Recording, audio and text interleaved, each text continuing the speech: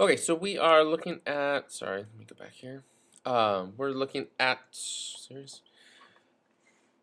weak bases and how when they combine with water, they make a conjugate acid and then they have a conjugate base.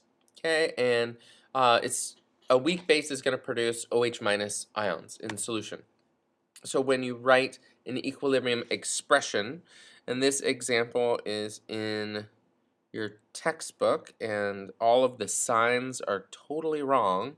It should be HB plus times the OH minus over just the concentration of B, not B minus. So there's some errors there. So if you look at the equation on page 690, look at the equations there, it'll make a clearer picture. But Kb would basically be the equilibrium constant for the equilibrium expression for a weak base. Similar to how a weak acid has a Ka, a weak base has a Kb. And so you can see a variety of different weak bases that have different Kbs. So let's say we wanted to know what the pH of a 0.15 molar solution of ammonia was.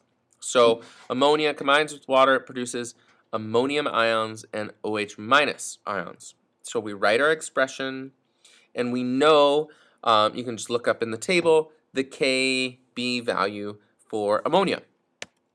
Being that the case, okay, we know our starting concentration is 0.15.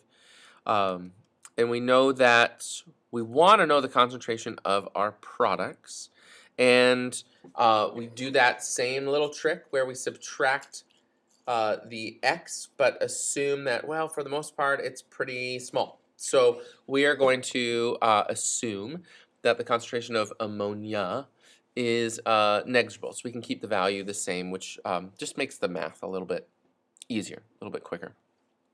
So I can multiply 1.8 times 10 to the negative fifth by 0.15, take the square root of that, and get a value for x, 1.6 times 10 to the negative 3, which is pretty tiny. Okay, so that's going to be, so what I just found was the value of x, which is the concentration of the OH minus and the ammonium ion. Okay, which is great, good to know. But I can't find the pH from that. So if I take the negative log of that value, I'm going to find the pOH.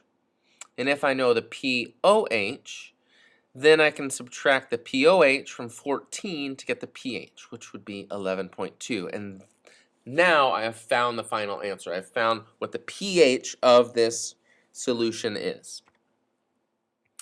Okay, so let's look about how Ka and Kb are related. So we've got some Ka values here on the left, so acids, and we're looking at their bases or conjugate bases related to them. So if you go down, you get the ammonium ion has a Ka of 5.6 times 10 to the negative 10th, and ammonia has 1.8 times 10 to the negative 5th.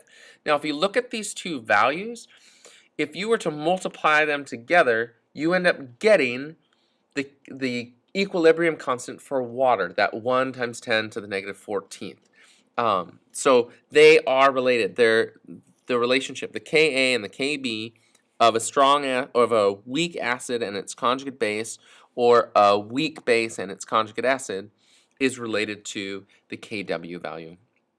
Therefore, if you know one of them, you can calculate the other. So let's say you know, or you can determine the Ka for the weak acid of HF, or hydrogen fluoride. Well, if you know enough information to find the Ka, calculate, you find the Ka, then you can relate it to the Kw and find the Kb of the F minus, the fluorine ion. And that's it. That's where we're going to stop today. And we'll be working on some problems in class tomorrow. I look forward to seeing your excited faces, but we have a lab tomorrow, so you actually didn't need lecture, but now it's up early. Yay!